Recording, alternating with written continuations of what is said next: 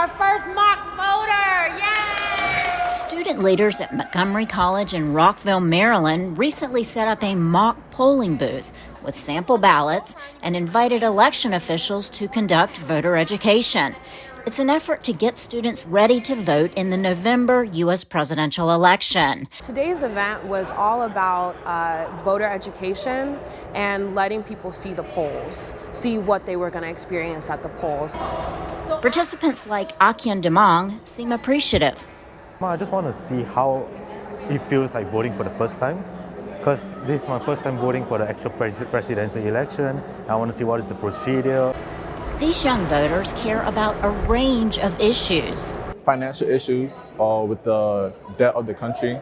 I don't really understand much of it, but if I look at it, it looks like a big number. I don't understand why it's that high. So I would say climate change is important, reproductive rights. I think for many people, America's role in the world is a very important issue, particularly for young voters. In the U.S. presidential race between Republican Donald Trump and Democrat Kamala Harris, most of the students we interviewed would not reveal who they'll be voting for. But the U.S. state of Maryland, a stronghold for Democrats, is expected to go for Harris. So we asked the head of the Georgia Young Republicans, Jacqueline Harn, what issues matter to her Republican peers.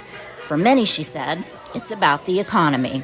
Between housing, between inflation with grocery prices and gas prices ever increasing, it's unaffordable to live and have a family right now. And how should campaigns go about reaching young voters? You're not going to reach a Gen Z voter by doing a phone bait and phone calling them because they probably have a spam blocker on their phone, or they're just not going to answer a number they don't know. Because we're the social media generation. Everything that we looked at is on social media. We did our news from social media. Democratic social media influencer Harry Sisson agrees. And I'd say primarily, maybe the main news app for young people is probably TikTok.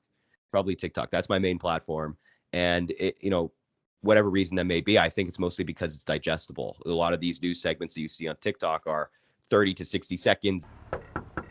Meantime, in Herndon, Virginia, Kamala Harris supporter Camila Alfonso Mesa goes house to house, trying to encourage people to vote for her candidate. They don't always open the door, but she keeps at it. Hi, definitely Harris supporters. She says that Harris replacing President Joe Biden in the presidential race was invigorating for young Democrats.